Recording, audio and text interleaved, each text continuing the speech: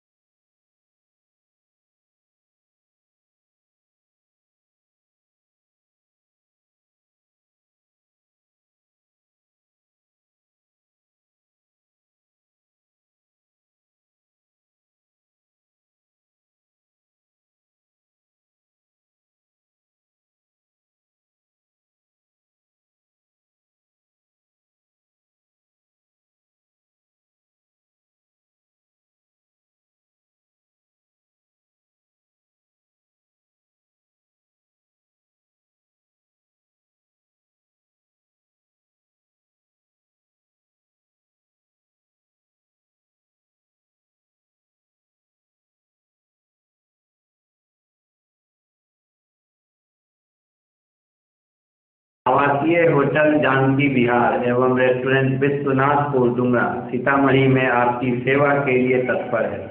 हमारे यहाँ AC, non AC room, AC meeting hall, dormitory, AC restaurant अत्याधुनिक उपकरणों से सुसज्जित है।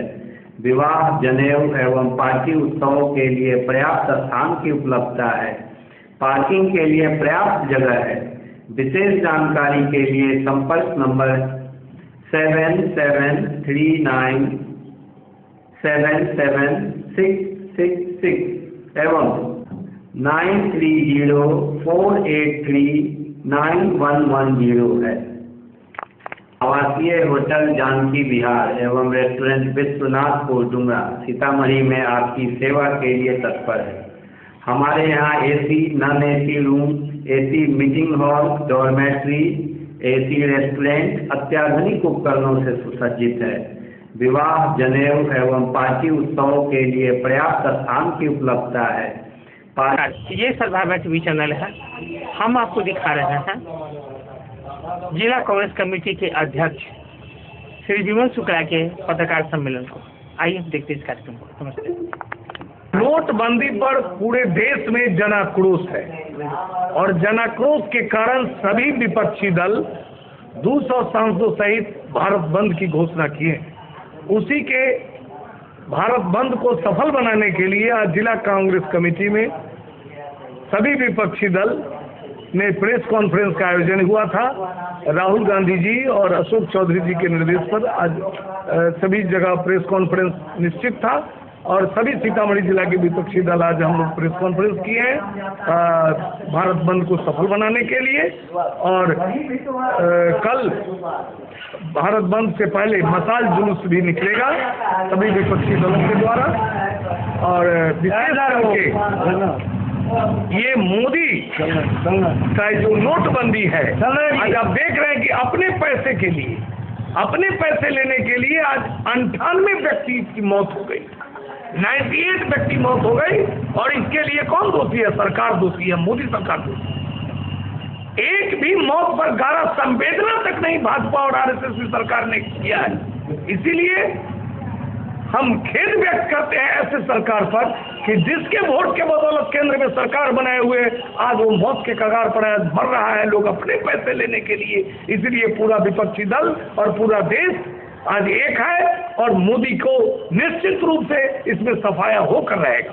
और हम सीतामढ़ी जिला के सभी विपक्षी दलों को आज बधाई और धन्यवाद देना चाहते हैं कि आज जिस तरह से प्रेस कॉन्फ्रेंस में एकजुटता दिखाया गया है, अभूतपूर्व बंद सफल होगा।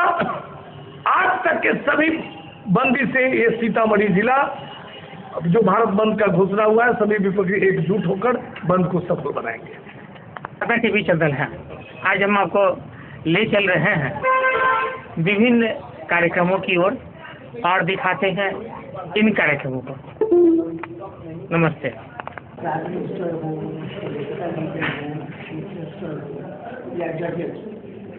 और कुछ लोगों की बुद्धि बनती है, नागरिक समाज है या मीडिया है कि वो मत निर्माण जन शिक्षा तो तीनों तरह की राजनीतिक भूमिका उस मत निर्माण के करता है, किसी विलेज को खड़ा। जैसे आपने कहा ना, तो जुडिशियल रिफॉर्म एक इम्पॉर्टेंट एरिया है या इलेक्टोरल रिफॉर्म एक इम्पॉर्टेंट एरिया है।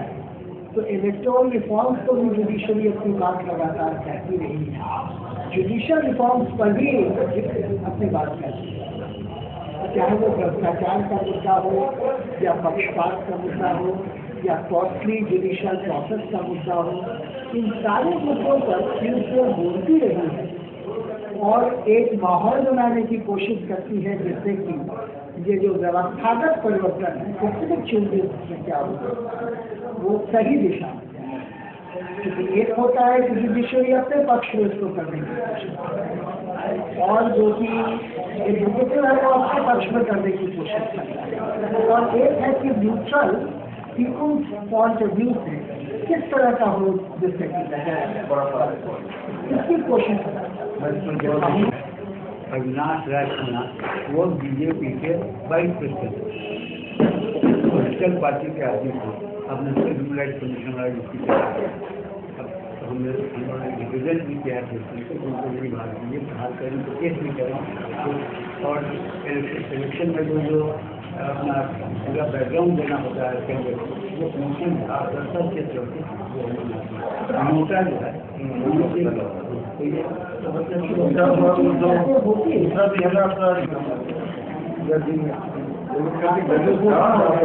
लगता है प्रभावित हो रही है, दूसरी जगह पर जाते हैं अपनी तरीके से मतलब ये है कि वो लोगों से कि बहुत ही हम लोगों को सजग रहने की ज़रूरत है, क्योंकि सरकार चाहे किसी दल की हो, कमों बेश सभी कुछ न कुछ भ्रम फैलाकर हमारे नागरिकों की आज़ादी को, हमारे अधिकारों को सीमित करने का प्रयास करते हैं। बहुधा ये समझाने की कोशिश करते हैं कि मानवाधिकार राष्ट्र हित में नहीं है।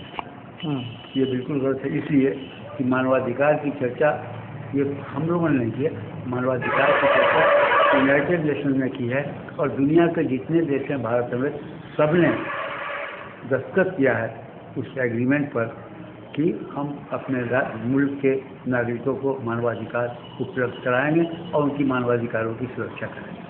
तो एक तरफ तो सरकार आयोग बनाती है मानवाधिकारों की सुरक्षा के लिए, एक तरफ कानून बनाती है और दूसरे तरफ कहती है कि मानवाधिकार राष्ट्र के पक्ष में नहीं है। तो ये जो मानवाधिकार का हनन सरकार करती है उस पर पर्दा डालने के लिए जनता में भ्रम फैलाने की कोशिश करती है। इसलिए हमारा संवाद तो यह है कि हमेशा समझना चाहिए कि मानवाधिकार ही राष्ट्र हित है। अगर नागरिकों की जान की सुरक्षा हो, ये कैसे राष्ट्र विरोधी होगा? आपकी बोलने की आज़ादी को सुरक्षित करना, ये कैसे? मानवाधिकार विरोधी होगा। आपकी ज़िंदगी में सरकार से कानून का छोड़कर आपको किसी और का भय नहीं हो, ये कैसे राष्ट्र के हित में नहीं होगा। तो हम जितना भी कुछ कहते हैं और करते हैं वो होता है जनतंत्र को मजबूत करने के लिए, नागरिकों के अधिकारों की सुरक्षा के लिए, और किसी देश की तरह से जमीन नहीं होती है वहाँ के नागरिकों का राष्ट्र होता है। इसलिए हमारा यह है कि लोगों को इस भ्रम से बचना चाहिए कि मानवाधिकार देश के बीच में मानवाधिकार यदि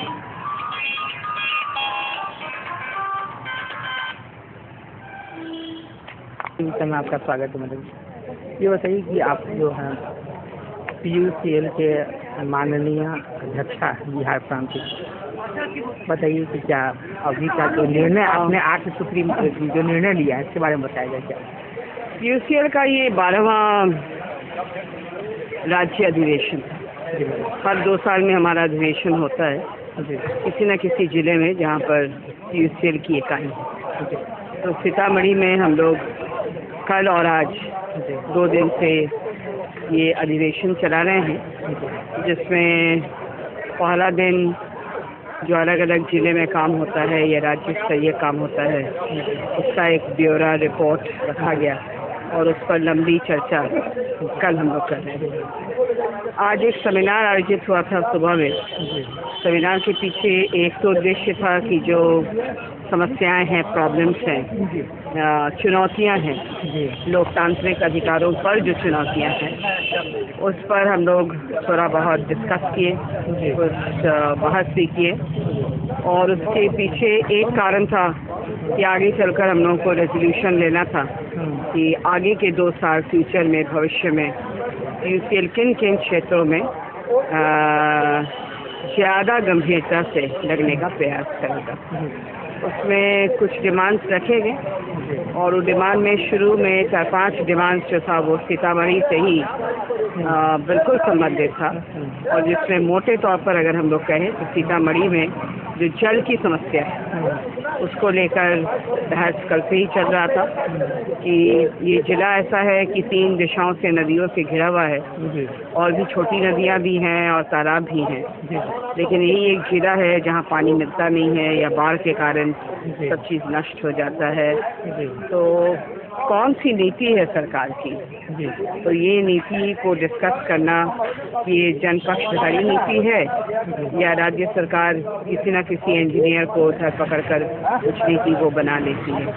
तो इस पर इन लोगों ने बार बार पर्चा दिया है जो यहाँ के सरकार के प्रतिनिधि लोग हैं, लेकिन सुनवाई एज यूजुअल बहुत कोई सुनवाई तो हो नहीं पाया है। तो PUCL की तरफ से ये मांग रखा जा रहा है जिससे कि और उनके आवाज़ को हम स्ट्रेंथन कर पाएँ, और ज़रूरत पड़ेगा तो पूरा राज्य का जो इकाई है PUCL का, जैसे आज हम लोग यहाँ पर जुटे हुए हैं वैसे ही हम लोग फिर जुटेंगे और प्रेशर बनाएंगे कि नदी और नालों को लेकर या जो जलाशय है उसको लेकर जो नीति है राज्य सरकार की, उस नीति को या तो सुधारें या तो जो लोग कह रहे हैं, जानकार लोग यहाँ के, खासतौर पर जो किसान किस्म के लोग हैं वो जो कह रहे हैं उसके विषय में वो सुने।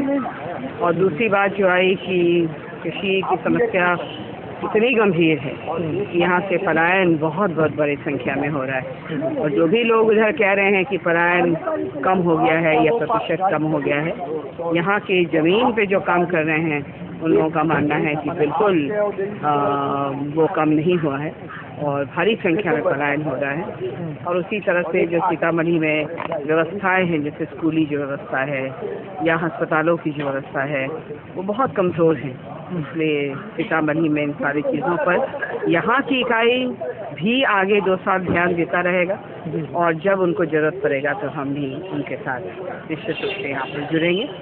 और उसी तरह से राज्य स्तर पर भी कुछ निर्णय लिए गए सीतामढ़ी से एक तरह से हटकर आप कह सकते हैं, लेकिन सीतामढ़ी तो जुड़ता भी है उसके साथ भी। उसमें पहला प्रश्न यही था कि बहुत चरमरा गया है यहाँ शैक्षिक संस्थाएं और स्वास्थ्य से संबंधित जो व्यवस्था सरकार ने खड़ा की है।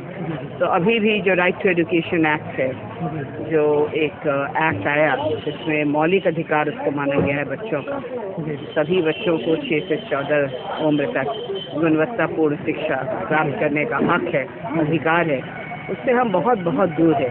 जबकि ये कहा गया था कि 5 साल के अंदर सारा व्यवस्था सुधार दिया जाएगा। तो ऐसे परिस्थिति में अगर कोई देश अपने विकास के बारे में सोचता है, और विदेश में भी सोचा है जब भी विकास के बारे में, तो सबसे पहले बच्चों पर उसने एम्फेसिस दी है, बच्चों पर फोकस करते हुए विकास के मुद्दे को वो सामने लाते हैं। और इसी क्षेत्र में विकास की जब हम लोग बात करते हैं तो उसमें ये भी है कि जो बजट का एलोकेशन होता है शिक्षा के, तो वो शिक्षा के लिए बजट एलोकेशन अभी भी बहुत कम रह गया है। तो कम से कम बजट के एलोकेशन को इतना बताया जाए जिससे कि शिक्षा में मूलभूत विकास और वृद्धि उसका हो। प्रति स्वास्थ्य सेवा में जो पब्लिक सिस्टम ऑफ हेल्थ है वो एकदम चरमराया हुआ है, और इसको भुगता कौन है? जो थोड़ा सा धनी है, धन जिसके पास है, वो बाहर चला जाता है अपने ट्रीटमेंट के लिए, और जो मरते हैं लोग वो स्थानीय लोग मर जाते हैं क्योंकि अस्पताल कमजोर है। 8 सूत्री आपका जो रिजोल्यूशन हुआ है उसमें यही 4-5 हुआ है या और नहीं, यही 4 इसी में और भी हैं, जैसे सांप्रदायिकता के खिलाफ यूथ आवाज उठाएगी, या बौद्धिक स्वतंत्रता को जिस तरह से रोका जा रहा है, और एक भय का वातावरण जिस तरह से फैलाया जा रहा है, इसके खिलाफ भी यूथ आवाज उठाएगी। इस तरह से और भी मैडम एक शंकर बीघा और बाटे नरसंहार कांड, इस पर आपके पीयूसीएल ने बहुत ही जोर से इस सदन में भी उठाया। नहीं, इस पर तो हम लोग की इंक्वायरी है भाई। जिस समय ये घटना घटी थी, जिस समय लोग मारे गए थे, उस समय भी पीयूसीएल की टीम गई थी, और बजाते पीयूसीएल की टीम का पूरा रिपोर्ट है जिसको स्टेट गवर्नमेंट में मिल गया था, कोर्ट में भी रखा गया था। तो उसमें हम लोगों ने पिन पॉइंट किया है कि कौन लोग दोषी थे। हम लोग की नाराजगी इस बात पर है कि इतने वर्षों के बाद अब सबको छोड़ देते हैं। जिन लोगों को आपने अरेस्ट की थी उसको एक न्यायालय आगे जाके उसको छोड़ देता है। बाकी सवाल ये उठता है ना भाई कि तब कैसे मारे गए इतने सारे? तो उतने सारे लोग जिन्होंने हत्या की, कम से कम उसको तो आप पकड़िए। मैंने हमारी बात नहीं सुन रहे हैं, लेकिन कोई तो हत्यारा रहा होगा, तो उसको पकड़िए। तो आप सीधे छोड़ देते हैं। और हमारा ये मानना है कि कहीं पर कास्ट का जो बायस है वो जुडिशरी में काम करते रहती है। इससे जहाँ दलित मारे जाते हैं वहाँ उतनी गंभीरता से चीज़ों को नहीं लेते हैं। लेकिन अगर मान लीजिए अरवल में कोई घटना घटी तो वहाँ पर लोगों को ये छोड़ देते हैं, मुक्त कर देते हैं। और अगर दलित फंसता है तो दलित को तुरंत फांसी का सजा दे देते हैं। नाम नहीं लेंगे, लेकिन परमेश्वर जी की ही हत्या है, उसमें दलित अरेस्टेड हुए थे और दलितों को फांसी देने में 4 लोगों को तो सीधे फांसी दे दिया, बाकी लोगों को लाइफ इम्प्रिजनमेंट दे दिया है। और उधर को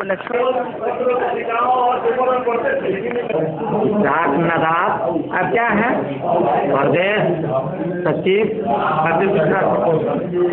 अति पिछड़ा प्रकोष्ठ के सचिव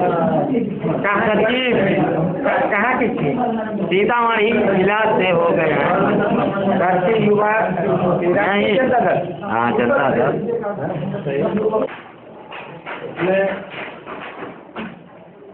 जो है तो बाल विज्ञान तो चल रहा है, उधर से शुरू करो। उधर अमित बाबू एक सेकंड। उस स्टडी के हिसाब से इसने बताया कि जो भी मॉडर्न अकाउंट जो है खोज है विज्ञान में, जैसे परमाणु की खोज है, जैव विविधता की खोज है, बल का खोज है, गुरुत्वाकर्षण का खोज है, ये तमाम खोज पहले वेद वेदांत में चर्चित है। जो हमारा पुरातन ग्रंथ है, चाहे वो जिस धर्म ग्रंथ का भी हो, जो है पहले लोग सूर्योदय से पहले डरते थे, स्नान कर लेते थे। आज सूर्योदय के बाद रात में कुमार ग्रुप लीडर और हम उसमें मार्गदर्शक शिक्षक का काम किए। यह जो हमारे यहाँ विद्युत की समस्या है, जिससे बच्चे जो उनका प्राइम टाइम होता है पढ़ाई का 6 to 10, most of the areas हैं हमारे टाउन में या फिर गांव में जाकर के देखें तो उस समय में निश्चित रूप से बिजली कट जाती है। पता नहीं क्यों साढ़े तक जलता है। कौन सा साइकिल? एनर्जी साइकिल मशीन बनाया है वो। और इसने बताया कि ये बहुत कम लागत पर, मुश्किल से 500 से 600 के रुपए की लागत पर आती है। आज जो गांव में रहने वाले, ये सद्भावना टीवी चैनल है। आज हम आपको एक पत्रकार सम्मेलन को दिखा रहे हैं। आज बिंदल पब्लिक स्कूल में एक पत्रकार सम्मेलन आयोजित किया गया है। आइए देखते हैं इस कार्यक्रम को। नमस्ते। हमारा स्कूल बिंदल पब्लिक स्कूल 27 नवंबर से जिसका रजिस्ट्रेशन एंड एडमिशन हम स्टार्ट करने जा रहे हैं, वो बहुत ही मॉडर्न इंफ्रास्ट्रक्चर के साथ बनाया गया है। हमारे मॉडर्न टीचर के सारे होंगे हमारे पास। शिक्षक हम सारे बाहर से ला रहे हैं जो कि बहुत ही हाईली क्वालिफाइड होंगे। इसके अलावा हम एक्स्ट्रा को करिकुलर एक्टिविटीज़ में बहुत फोकस करेंगे, स्पोर्ट्स पे भी, और जो और अदर एक्टिविटीज़ होती हैं जैसे कि डांस। आज के डेट में रियलिटी शोज बहुत होते हैं डांस के, वहाँ तक हमारे बच्चे जा सकें उसकी भी कोशिश रहेगी हमारी। क्रिकेट में हम एक कोच को अपॉइंट किए हैं जो कि हमारे बच्चों को क्रिकेट सिखाएंगे। बहुत ही अच्छे जानकार हैं वो क्रिकेट के। हमारा मोटो ये है कि हम जो भी पेरेंट्स से ले रहे हैं उससे ज़्यादा हम पेरेंट्स को देंगे। पेरेंट्स को ये एहसास होगा कि रिटर्न उससे ज़्यादा उनको मिल रहा है तो समझ में आएगा। तो हम ये चाहेंगे कि पेरेंट्स ये नहीं देखते कि उनको क्या चार्ज लग रहा है, वो ये देखें कि उनको क्या टीचर बोले, क्या फैसिलिटी मिल रही है। बाकी स्कूल के तुलना में काफ़ी डिफरेंसेस हैं। बहुत सारे यूनिक फीचर्स होंगे जो बाकी स्कूल को नहीं है। और इसके अलावा बहुत कुछ डिफरेंट मिलेगा हमारे स्कूल में। वो धीरे धीरे अपने आप एहसास हो जाएगा पढ़ाई में भी, और पढ़ाई के अलावा अदर एक्टिविटीज़ में भी जो एक्स्ट्रा को करिकुलर एक्टिविटीज़ होती है। हर महीने हम 4 एक्टिविटी कम से कम करवाएंगे हर मंथली बेसिस पे, जो यहाँ पर अच्छे से नहीं होती है। उसमें क्या है कि बच्चों को बहुत प्रोत्साहन मिलता है, कॉम्पिटिशन होता है आपस में, उनको गिफ्ट मिलते हैं, प्राइज मिलता है, उनको बहुत प्रोत्साहन मिलता है। तो वैसा हमारा एकदम रेगुलर बेसिस पे होगा। हमारा प्रयास रहेगा कि हम जितना बेहतर कर सकते हैं उससे भी ज़्यादा बेहतर करें।